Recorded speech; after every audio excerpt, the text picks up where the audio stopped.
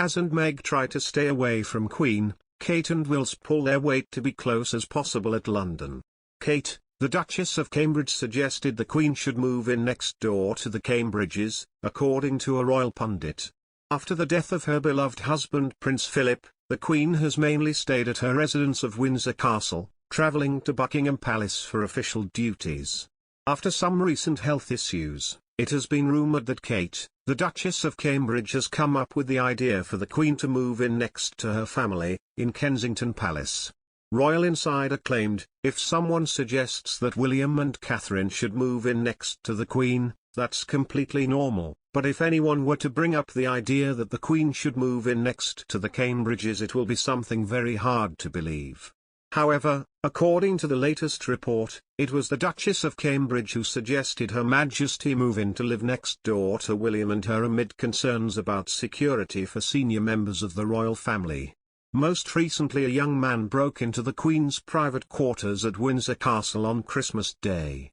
Prince William, his wife Catherine and their children Prince George, Princess Charlotte, and Prince Louis all live at the same address, apartment 1A in Kensington Palace. A source has suggested Her Majesty downsizes and moves into the empty apartment next to theirs at Kensington Palace.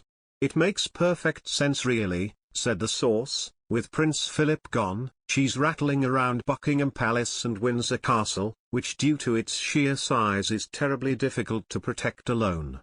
Royal Insider added, aside from a handful of trusted staff, William and Catherine have been worried about her long before an intruder shook everyone up.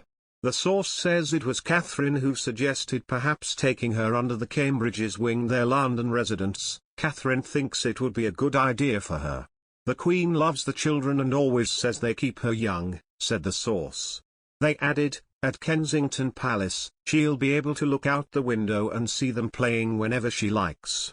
And of course, she'll have an open invitation to pop in and see them." For Catherine, taking care of the Queen in her twilight years feels like the perfect way to repay her for all the counsel and guidance she's given her since she married William. It makes sense to downsize. Even Philip preferred a smaller hunter's lodge in Sandringham to the castles toward the end. She would feel much more comfortable in a smaller home, and there's a perfect solution.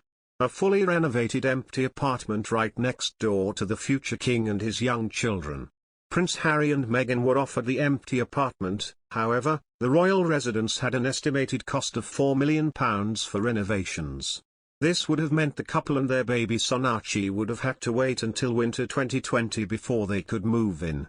As a result, the Queen offered the use of Frogmore Cottage before the birth of the couple's first child. According to royal accounts published, renovations cost the taxpayer a more respectable £2.4 million in comparison. The Duke of Cambridge has been married to Kate for 10 years, but the prince is known to lose his cool if people treat his wife in a dismissive way during her working life. William, who has grown up in the royal family, has shown Kate the ropes of royal life, ever since he asked her to marry him back in 2010, and as Kate grows in confidence as Duchess of Cambridge, the Duke is still overly protective of his wife when it comes to one particular trigger.